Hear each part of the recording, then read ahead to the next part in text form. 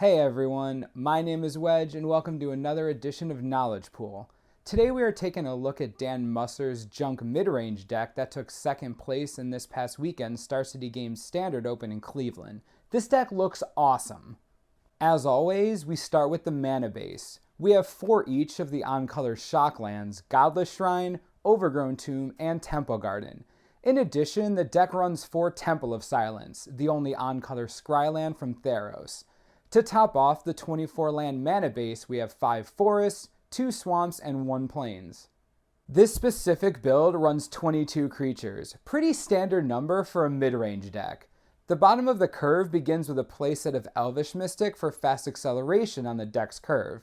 This card is invaluable to this deck and is a must-have. The deck also runs a ton of 2-drops. Voice of Resurgence takes up 4 slots. This card makes perfect sense in this type of strategy, as flooding the board with creatures during the mid-game is the deck's primary goal. Also in the 2 slot, we have a pair of Scavenging Ooze and 3 Sylvan Caryatid. The Ooze is just an all-around great card and isn't surprising at all to see. It's just so effective against most any strategy that eventually puts any card in a graveyard.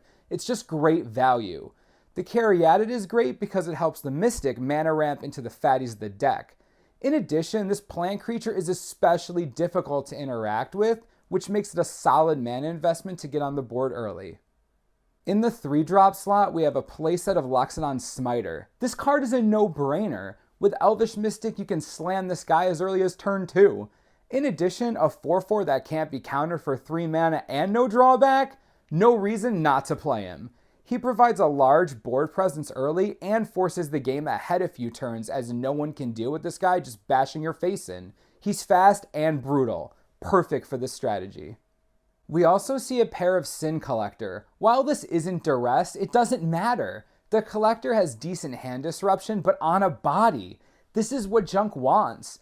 The 2-for-1 here is pretty decent and helps get rid of board sweepers or kill spells. He's a resident of Value Town for sure. The last creature in the deck is the 3 of Obzedat Ghost Council. This guy is showing up everywhere, as he should be. His blink ability is crazy, even just after a few turns. He provides an immediate board presence and must be dealt with, or else the game gets crazy out of control. Really fast. You need to kill this guy. The deck's curve tops out at 2 Elspeth Sun's Champion.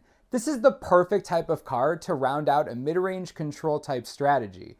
Once you have run them out of gas, if you're weak on creatures, Elspeth takes over the game pretty quickly and clears a path by taking out anything super dangerous. 6 mana is a lot, but in this type of deck, you're going to have much more than 6 mana by the time you need to call down the Sun's Champion. As far as other permanents are concerned, we have just 2 Whip of Erebos. It seems that anywhere this card is, Obzedat follows, and for good reason. The Whip creates threats out of nowhere.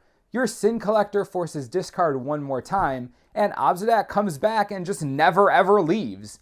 Even if you take away the reanimation ability, lifelink with heavy hitters like Smiter and Obzedat bring you out of kill range really quickly. This card is perfect for this deck. For instance, in sorceries, we start with 3 Abrupt Decay, classic Golgari kill spell. This is great against fast aggro decks. You are more than likely going to be on the back foot against any green-white, green-red, or mono-red strategies. Abrupt Decay helps to stem the bleeding for a little while until you can stabilize the board.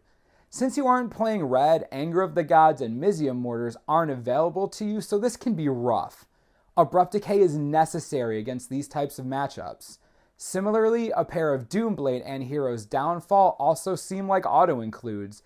They are incredibly versatile and deal with things you don't like. From Boros Reckoners to Fleece Mane Lions to Dommy Raids, these cards just provide so much reach you can't avoid running them. The last spell in the main deck is Advent of the Wurm. 3 of this card seems fine in this deck. You're usually ramping with Mystic or Caryatid, so Advent shouldn't be that hard to pull off. In addition, it's a great combat trick and can be used to recover quickly from something like Supreme Verdict. In the sideboard, we start with 2 Shadowborn Demon. This guy is a monster against other mid-range decks.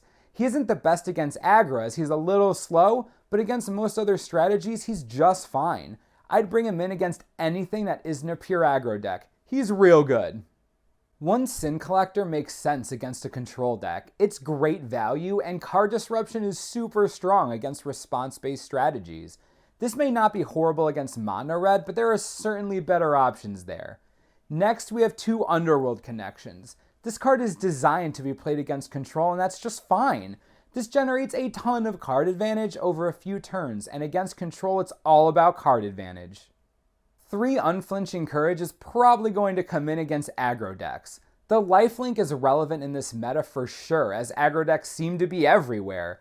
If this can land and you get a good attack or block out of it, it could help save you a few turns of life loss.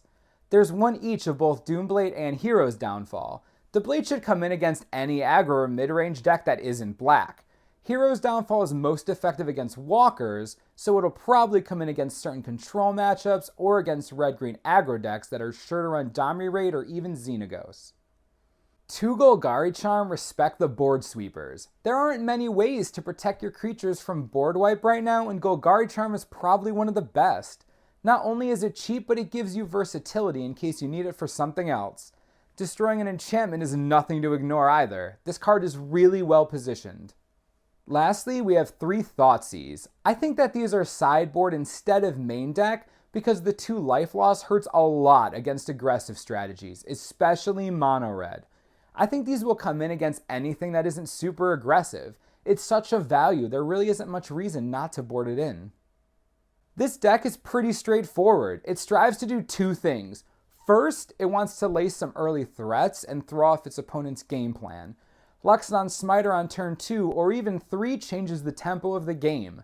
This deck wants to be in control, and laying these early huge threats help it take that control. Second, it wants to disrupt all the time. Decay, Doomblade, and Hero's Downfall all aim to stem bleeding and disrupt the boards as much as possible so that the Smiter and company can get through. This nice mix of creatures and control spells make this deck particularly nasty to deal with if the opponent isn't prepared for it.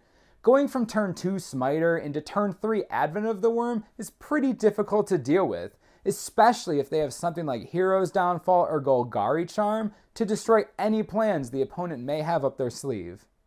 Fighting against a deck like this can be tricky, but there are ways to combat its shenanigans.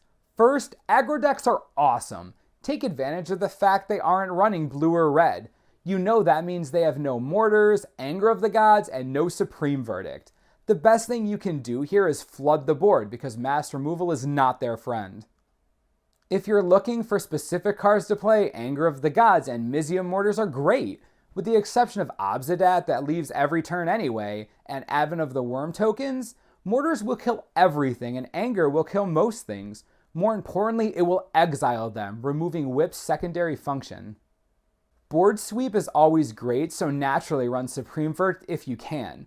I'd suggest Ratchet Bomb as well, more so than I usually do. There are a lot of 2-drops in this deck that you can get some serious value off of with the bomb. Also, if you're running blue, consider the fact that this deck likes to go all out as fast as it can. It's going to tap out a lot. Use this to your advantage. In addition to the Essence Scatter you have in your sideboard, consider adding some Syncopate if you haven't already. You can take advantage of these decks if they get too aggressive against you. Chances are, if you're playing blue, they will take the aggressive role, so keep that in mind. I hope this helped you understand a bit more about Junk Midrange in its current state. This deck is pretty fast, pretty powerful, and devastating if you don't have answers for it. Looks incredibly fun to play. I'm considering making this for sure. As always, subscribe below for the latest and most reliable Magic the Gathering information you could ever need. This is the Mana Source, I'm Wedge, thanks for watching and we'll see you next time.